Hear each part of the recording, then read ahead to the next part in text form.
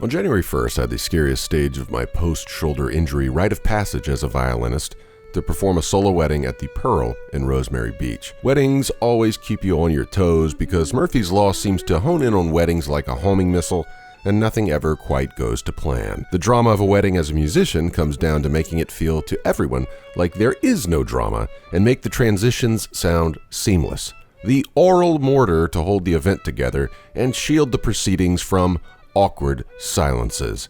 All in all, this particular wedding avoided the kind of Murphy's Law pitfalls that usually lie in wait, and my performance was a satisfactory audio backdrop, so mission complete.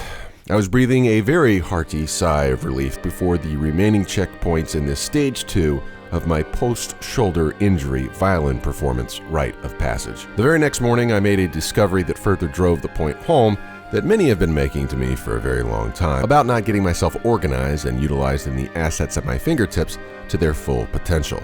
Inspired by the climax of the film The Killing of a Sacred Deer, which culminates with a soundtrack exclamation point provided by Bach, St. John's The Passion, I was so moved by the conjunction of the images and the sound, I decided to try to do my own arrangement for 4 violins, which at my rate of commitment you can expect around the spring of 2052. There is a lot of repetition in the violins, and I looked over my right to see my Novation launch keyboard just sitting there. In less than 5 minutes, I had this keyboard inputting notes at about 5 times the speed it would have taken me to put them in manually with my point-and-click method using mouse.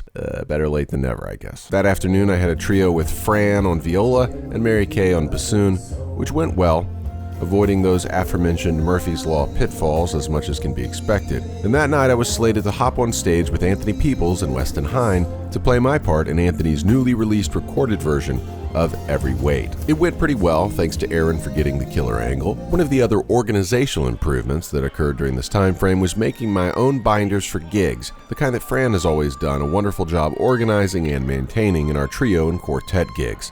She told me about Sam's Club's crazy cardstock paper deal, less than $15 for 150 sheets, I believe, of cardstock. So why cardstock? Because of wind. As an instrumentalist in a beach area, you play outside a lot, and if you read sheet music, that wind has a field day with regular paper. Cardstock is the way to go. So getting these binders fixed up really has helped the extra gigs go much more smoothly. I had a few Christmassy church gigs, a Christmas program with the Bay County Youth Choir, and Handel's Messiah excerpts at a church over in Walton County to our west. They went pretty well. I reached out to Phil at Bergen Barrel and Matt at Taproom and got going on a few trial gigs at both. I really like the vibe of St. Andrews. Mel loves to listen, and I would rather play than listen to other people, no offense. So this has been a good development for both of us. I had one more wedding gig that I was still worried about for Fran, another beach wedding, and it had been super cold by Florida standards, but we got a break in the clouds, rain, and wind for this wedding, and it turned out great. So, one more sigh of relief leading into the final set of hurdles in this stage 2 rite of passage. Christmas Eve, my busiest violin day yet, with 4 performances, 1 at Seagrass Village, and 3 Christmas Eve services at local churches. Well, it's a bit anticlimactic because I was too preoccupied with playing to get any footage, but they went well.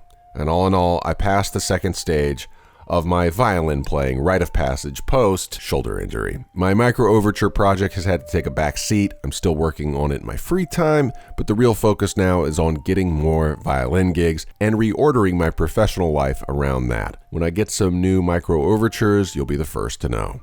Until next time, keep practice, performance, production, and preparation consistent, even if your muse isn't. Godspeed, virtuosos in training. To see these videos early, without ads, join the lineup here on YouTube. You just need a YouTube account, and for $1.99 a month, you click this little join button and sign up to get early and ad-free access to 4 monthly vlogs: the surf vlog, the Masala vlog, the violin vlog, and the family vlog. Thank you very much.